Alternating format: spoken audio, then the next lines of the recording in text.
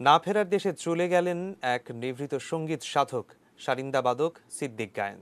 শুক্রবার মধ্যরাতে ৭৮ বছর বয়সে মানিকগঞ্জের হরিরামপুর উপজেলার কোটকান্দি গ্রামের নিজ বাড়িতে শেষ নিঃশ্বাস ত্যাগ করেন তিনি।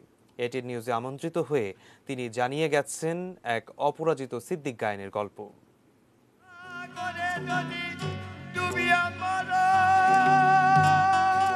মাত্র ১০ বছর বয়স থেকে গান গাইতে শুরু করেন সিদ্দিক গায়েন।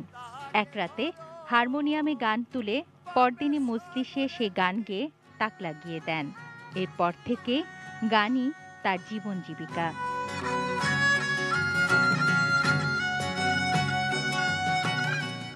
গানের পাশাপাশি বাজাতেন সারিন্দা। প্রিয় সারিন্দাকে হাতছাড়া করেননি কখনো। সারিন্দা আর আমার বয়স সমান সমান, এমন করেই বলতেন তিনি। আমি যন্ত্র ব্যবহার করি, এটার পর তো আমার দরদ আছে। আচ্ছা, তাহলে আমি আলাদা করি কেমনি। পাকিস্তান আমলে টেলিভিশনে প্রথম গান করেছিলেন গেন্দু বায়াতির সঙ্গে। অনুষ্ঠান করেছিলেন ১০ বছর। কাজ করেছেন রেডিওতেও। এরপর কেটে গেছে ৩০টি বছর। কেউ খোঁজ নেয়নি এই গুণী শিল্পীর। তখন কানাইলাল ছিলেন ছেলে অবিনাশ, এই দোতলা বাজাইছি, আমি সান্না বাজাইছি।